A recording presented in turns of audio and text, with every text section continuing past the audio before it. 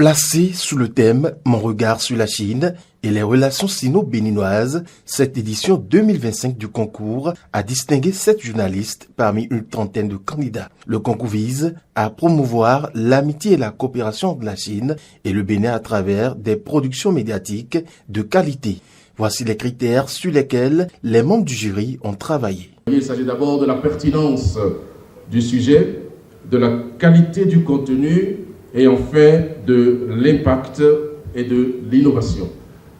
Le seul problème que nous avons eu tout au long de nos travaux, c'est justement le fait que les soumissionnaires n'aient pas respecté intégralement tout ce qui concerne le dossier de candidature. Il y a eu beaucoup de productions qui ont été déclarées nulles, simplement parce qu'il y a des choses importantes qui n'ont pas été respectées dans la composition du dossier. Alors que les productions devraient respecter un minimum de critères. Le respect du règlement intérieur.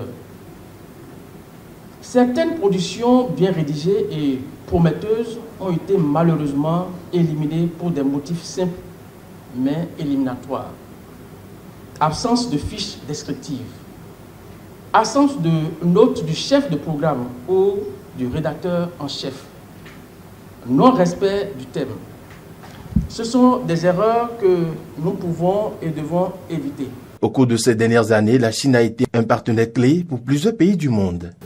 La Chine a contribué à 30% de la croissance économique mondiale au cours de ces dernières années. Elle avance toujours dans une direction claire à pas sûr.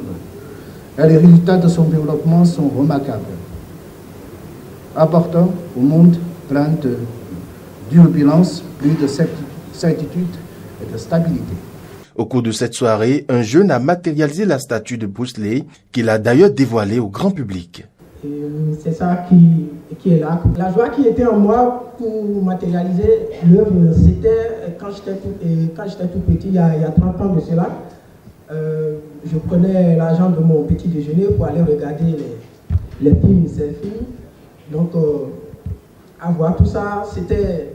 Tu n'avais pas même besoin d'aller dans l'école d'arts martiaux avant de faire quelques mouvements. Puis venu le moment tant attendu, la phase de remise de prix par catégorie, télévision, web télévision, radio et presse écrite. Pour cette édition du concours, de nombreux journalistes ont participé avec enthousiasme, partageant leurs observations directes sur le développement socio-économique de la Chine à travers les images vivantes et des mots inspirés.